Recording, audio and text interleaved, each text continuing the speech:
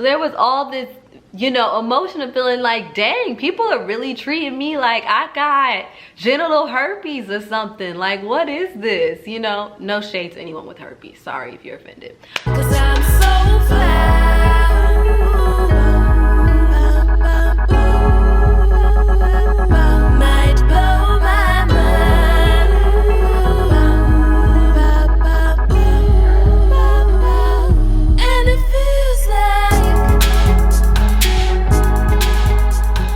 Hello everyone, this is Freely Cherie. I am Cherie Danielle and welcome to my YouTube channel.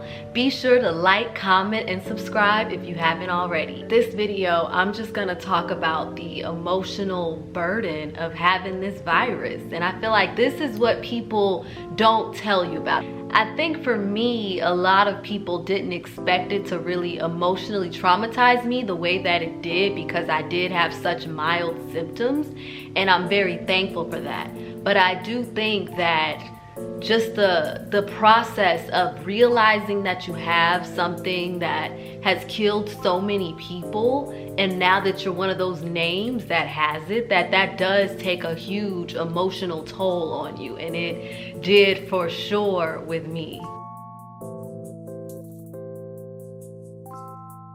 There was also this big feeling of jealousy of me going on Instagram, looking at people's Instagram stories and being like, this motherfucker goes places every single day and they didn't get coronavirus. This person is biking, this person is going to a waterfall, this person is at the pool, this person is out with a bunch of friends, this person is having a house party, this person is written out of Airbnb. Like, I literally was just driving myself crazy. I'm like, how is everybody able to do everything they want to do and be around these people maskless and still not be getting coronavirus? And the few times that I did something social somehow led me here. Like, there was just this jealousy, and it's almost like I had to watch myself, and it's just like, so what are you saying, Cherie? Like, do you want other people that you know to get coronavirus? Like, listen to yourself. The saddest part of it was not being able to be around my family. Like my mom, my stepdad, those are the only people that I interacted with. So then having to kind of lock myself in the room, and then having to call my mom literally every time I wanted to go downstairs in the kitchen to make sure she wasn't downstairs in the kitchen was just, it was just so much for me. It was sad because it's like I'm literally in my own kitchen wearing gloves, wearing a mask. Like, I felt almost like disgusted with myself, you know, in a sense. And so it's like you already feel all these deep, sad, personal things about yourself and having this virus. And then you get into the way other people treat you. And that was the real killer, because what they don't tell you is how it affects other people around you. And what I mean by that is people just treated me different, and I didn't expect that to happen. I think my biggest thing was before I even got the virus, I was planning to take like a trip to LA to visit one of my friends. And then once I told her I got the virus, I was still kind of on that mindset that, okay, after I get better, because I knew my symptoms were mild, that like I'm gonna go out of town to LA and see her. And then like all these jokes were made about the fact that I'm a person that got COVID, and even after my quarantine is over, after I would get tested negative, you know, that she was still kind of like, girl, you gonna come here and stay with me? Like, I don't know.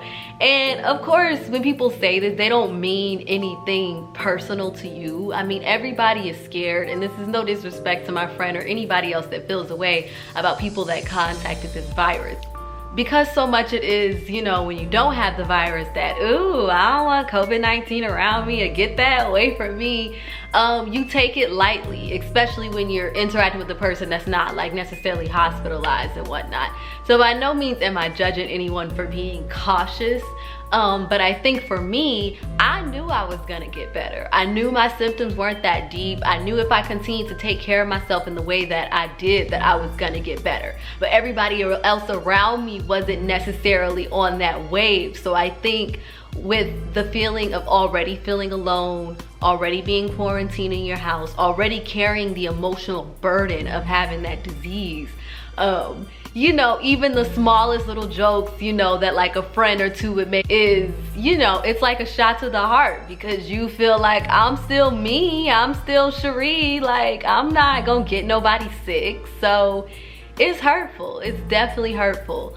And I remember I just got so mad, you know, my friend made that joke about me being around her. And yeah, I just had to eventually come to understand that everybody is just afraid, and to not take it so personally, although it definitely did feel personal.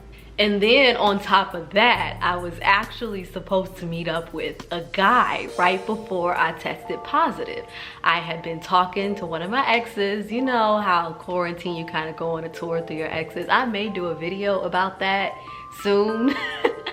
Let me know in the comments if you guys are interested in seeing a video about me talking about the quarantine tour through my exes, because I guess that's kind of interesting. But I was so ready to see him, you know, we had just started talking, kind of rekindled something, and I was ready to come over there and see him and chill with him, you know, just like chill outside his place or whatever. And he was all like, you gotta take a test before you see me.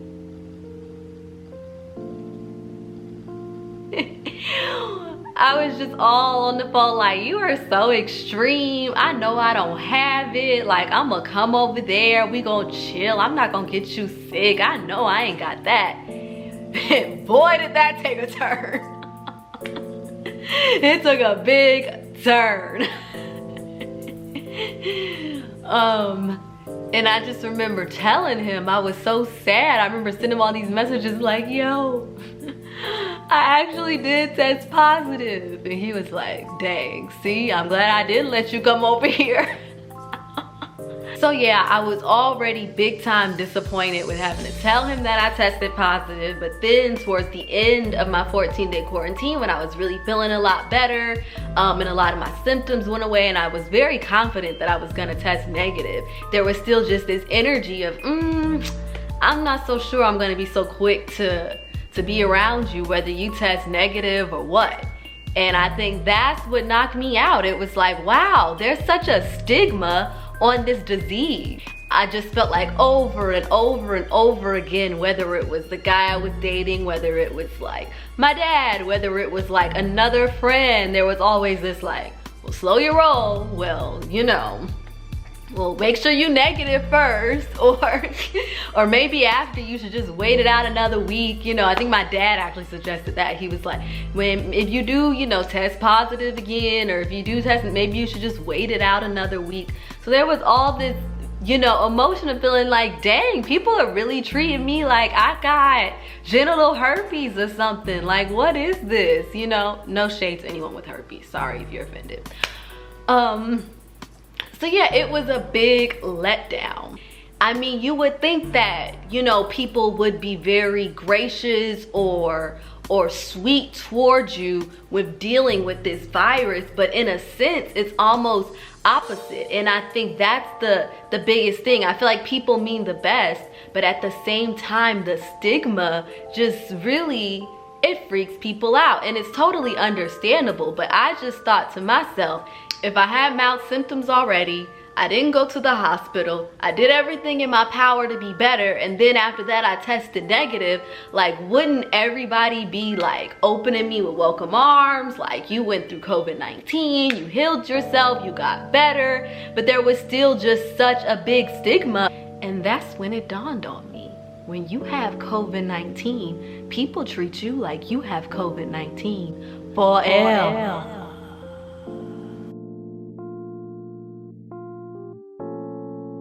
And then not only was I starting to have all these different doubts from a lot of people around me, what really freaked me out is when I got this phone call from a lady that, I guess she's the Department of Health Services for Georgia. I live in Georgia, for anybody that was curious.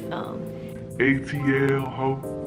But yeah, I live in Georgia, and the Georgia Department of Health Services, I got a call from that lady literally the day before I was gonna get retested. So she calls me, and this is when I'm on my high. I'm like, I'm feeling better. I'm about to take this test again. I know it's gonna come back negative.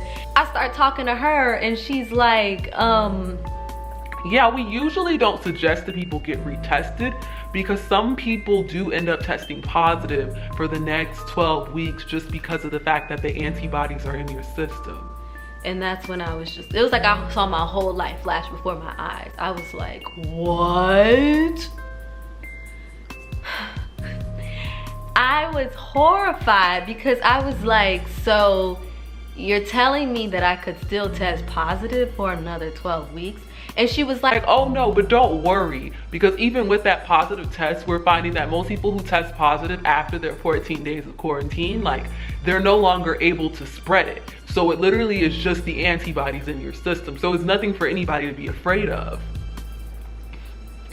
And I'm like, here I am already talking to people that are telling me they may be weird about being around me even after I test negative. And she got the nerve to tell me that I could test positive, but I'm still supposed to be able to tell people that it's okay to be around me, that I'm not gonna spread the virus to you. I was horrified. I was horrified. I think the thing that helped me the most was after like that week of being quarantined, watching stuff, binging, being a little depressed, being low vibrational, I just really took the time to go outside on my porch, sit in front of the sun, read some positive, empowering things and be like, Cherie, you are gonna make it through this. You are gonna heal. Like, your life is not over. This is not a death sentence. It doesn't matter what other people think. You know that you can get through this. And I think that that really helped me. I just spent a good 3-4 hours sitting on my porch, letting the sun hit me, reading, and just feeling better about myself and not like sinking in my own sorrow. Another thing that really helped me was just deciding, like, I'm gonna like do myself up because I've been in the house so many days, and a lot of people dealt with this with quarantine, being in the house so many days and just being like, forget it. That's why that don't rush challenge was such a big deal, because it was like finally after months of, or a month of being inside, like we're all just gonna do our makeup, we gonna be fierce, we gonna work it, and can't nobody tell us nothing. And that's what I did. I got dressed up and I recorded my first YouTube video. Looking back at it, I'm like, there's some things I would have changed, but I'm upgrading. That's why this second video is, y'all, I know y'all already thinking like, this looks good. Yeah, so I did myself up, I did my hair, and I was like, I did my makeup and put on something cute, and I was like, I'm not gonna walk around here looking like I got coronavirus. Like, I'ma slay the hell out of coronavirus, okay? This is what you call a corona slay. But all I can do is thank my God, thank my spirit guides, thank my ancestors, because that day after I talked to that lady from the Department of Health Services, I took my test, and it was one of those brutal tests where they stuck it all the way up your nose and stuff. See, my first test, I got to swipe myself, but this test, she just right up my nose. Both tests I took from my car. But yeah, I took that test, and literally the next day, I got my letter saying that I was negative. And oof, I just was so happy. Oh my God, I can't even explain how happy I was. And that sums up my little COVID experience and series. I'm not gonna keep making videos about COVID-19 because I have so much more about myself and my life to offer, but I truly hope that this has helped anybody who has been tested positive or that knows somebody that's tested positive. You're not the only one that's going through this, and I'm sure you're aware of that, but I just wanted to provide like a real raw experience for you guys, and it's gonna get better. This is not a death sentence, and my condolences to anybody who has lost someone to this horrible disease, or anybody who knows somebody that is still in the hospital fighting this. Once again, this is more geared toward people who had the more mild symptoms, and we are the lucky ones. We are definitely the lucky ones, because I am so thankful, and I just every day I just think about how thankful that I am that I did not have a severe case. So yes, thank you guys for watching this, and be inspired, be free, freely Cherie.